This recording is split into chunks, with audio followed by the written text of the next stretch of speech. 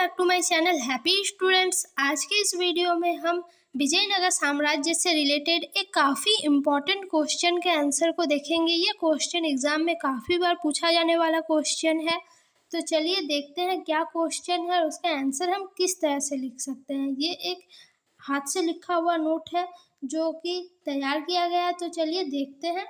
Question है, नायक और अमरनायक कौन थे? नायक अमरनायक विजयनगर प्रशासन के काफ़ी महत्वपूर्ण दो लोग थे, दो पद था। तो ये कौन थे? विजयनगर साम्राज्य के प्रशासन में इनकी क्या भूमिका थी? ठीक है, ये क्वेश्चन है और आप यहाँ पे देख सकते हैं ये क्वेश्चन लगभग 3 बार 2009, 11, 15 और उसके बाद भी आया है, लेकिन उसके बाद को यहाँ पे नहीं लिखा गया है। तो इस तरह से ये क्वेश्चन काफ़ी बार रिपीट किया गया है। तो ये क्वेश्चन काफ़ी इम्पॉर्टेंट है। तो चलिए इसका आंसर देखते हैं। नायक और अमरनायक विजयनगर के प्रशासन में महत्वपूर्ण भूमिका निभाते थे। जो नायक और अमरनायक थे वे विजयनगर के प्रशासन में काफ़ी महत्वपूर्ण भूमिका निभाते थे।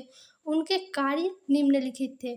उनकी क्या कार्य थी? तो पहले हम नायक के कार्य को देखेंगे। तो नायक जो था वो कौन था? सेना का प्रमुख होते थे जो सामान्यतः किलों पर नियंत्रण रखते थे।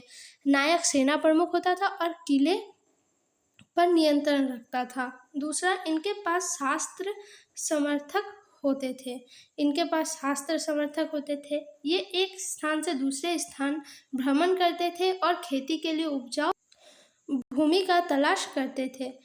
ये एक जगह से दूसरे जगह क्या करते थे? घूम घूम कर जो उपजाऊ भूमि है उसकी खोज करते थे। ये आमतौर पर तेलुगु या कन्नड़ भाषा बोलते थे। नायक जो थे वो आमतौर पर तेलुगु या फिर कन्नड़ भाषा में बातचीत करते थे। 5 नंबर जो पॉइंट है वो है, सामान्यतः नायक विजयनगर के शासन के प्रभुसत्ता के आगे संपन्न करते थे, लेकिन कुछ नायक कभी कभार विद्रोह भी कर देते थे। सामान्यतः जो नायक होता था वो क्या करता था? विजयनगर का जो शासक है उसके अनुसार ही अपना कार्य करता था, उनके कथन के अनुसार। लेकिन कुछ कुछ नायक ऐसे भी थे जो क्या करते थे? कभी कभी विद्रोह भी कर देते थे। अब जो नायक क्या करते थे? विद्रोह करते थे, उनको क्या किया जाता था? सैनिक कार्रवाई के माध्यम से वश में किया जाता था। उन नायकों पर सैनिक कार्रवाई की जाती थी और उनको अपने वश में राजा पुनः ले आते थे। अब हम देखेंगे अमरनायक। ठीक है, तो अमरनायक जो प्रणाली थी वो विजयनगर साम्राज्य की एक प्रमुख राजनीतिक फौज थी। विजयनगर साम्राज्य का एक राजनीतिक फौज को अमरनायक कहा जा रहा है। ऐसा प्रतीत होता है कि इस प्रणाली के कुछ तत्व दिल्ली सल्तनत की एकता प्रणाली से ली गई। इस पूरे व्यवस्था को देखने पर लगता है कि ये जो अमरनायक का तत्व है ये दिल्ली सल्तनत की एकता प्रणाली से ली गई है। अब हम देखेंगे अमरनायक का क्या कार्य था। तो अमरनायक जो होते थे वह सैनिक कमांडर थे जिन्हें राय द्वारा प्रशासन के लिए राज्य क्षेत्र दिए जाते थे। अमरनायक क्या था? सैनिक कमांडर थे और उन्हें राय यानी फिर राजा के द्वारा एक पोस्ट दिया जाता था, एक जगह का प्रशासन के लिए राज्य क्षेत्र दिया जाता था। ये किसानों, शिल्पकारों तथा व्यापारियों से भू राजस्व एवं अन्य कर वसूलते थे। ये क्या कहते थे? किसानों, शिल्पकारों तथा व्यापारी जो थे उससे भू राजस्व और जो भी अन्य कर वहाँ पे लगाया जाता था उन करों को ये वसूलने का काम करते थे। ये राजस्व का कुछ भाग व्यक्तिगत उपयोग तथा घोड़े और हाथियों के निर्धारित दल के रख रखाव के लिए अपने पास रख लेते थे एवं शेष भाग प्रशासन को देते थे।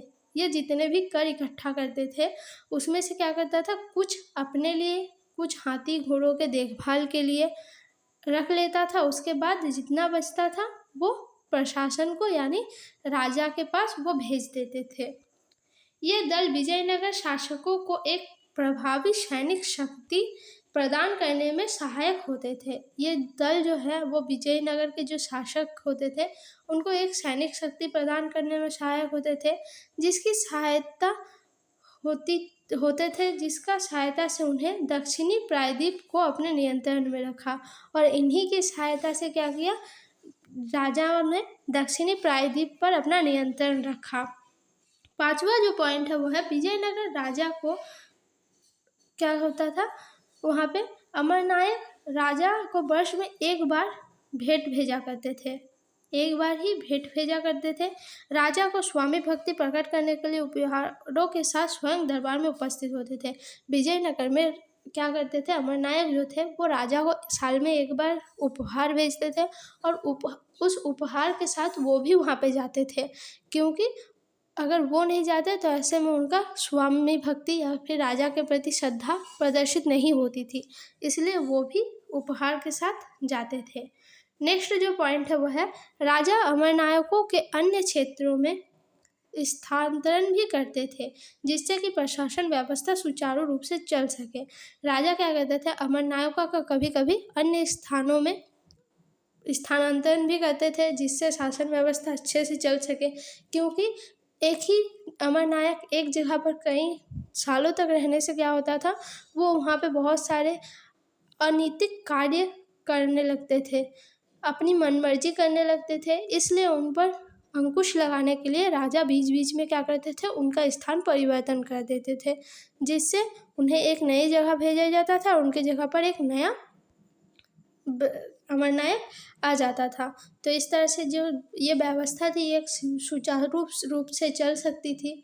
तो ये था विजयनगर साम्राज्य के प्रशासन में नायक और अमरनायक की भूमिका। आपको ये क्वेश्चन का आंसर कितना हेल्पफुल लगा कमेंट में ज़रूर बताइएगा। वीडियो अच्छी लगी तो वीडियो को लाइक कमेंट शेयर ज़रूर कीजिए और भी इम्पोर्टेंट क्वेश्चन के लिए चैनल को ज़रूर सब्सक्राइब करें। धन्यवाद।